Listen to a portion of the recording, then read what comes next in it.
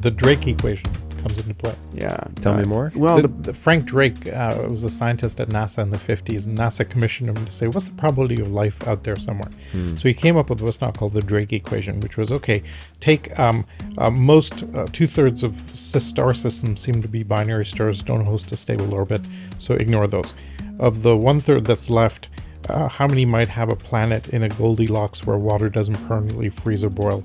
Let's say that's 1 out of a million. Out of those, maybe 1 out of a billion gets to primordial ooze level, and 1 out of a million of those, a lightning bolt hits and you spark life. 1 out of a million of those may get to radio level technology, and 1 out of a million of those hasn't wiped itself out with nuclear weapons before it gets to the next stage of escaping the Earth type of thing.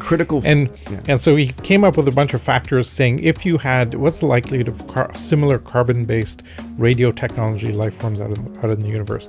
So that's one of our over billions and billions on the denominator.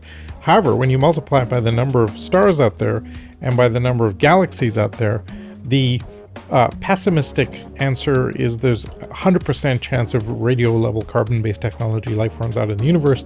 The optimistic one is it's actually right in our galaxy.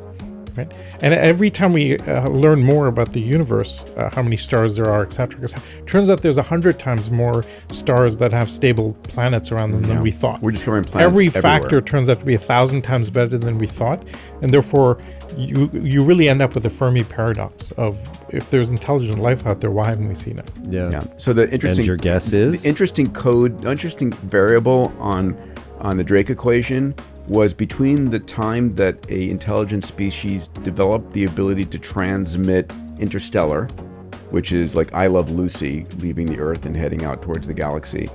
How long would that species exist before something happened to it? The dystopian point of view is that it blows itself up and it's only like 100 years or 50 years Great and so filter, forth. yeah. The positive point of view is that they transition to where radio is not, it's like we don't use smoke signals anymore because radio is so backwards. The theory I like the most is called the transcension hypothesis by a guy called John Smart, who figures we'll get to AR level capability and VR level capability, and instead of going out into the universe, we go inwards. Please make sure to like the video and subscribe to our channel. Leave us a comment down below about what topics you would like to see covered next. Thanks for watching.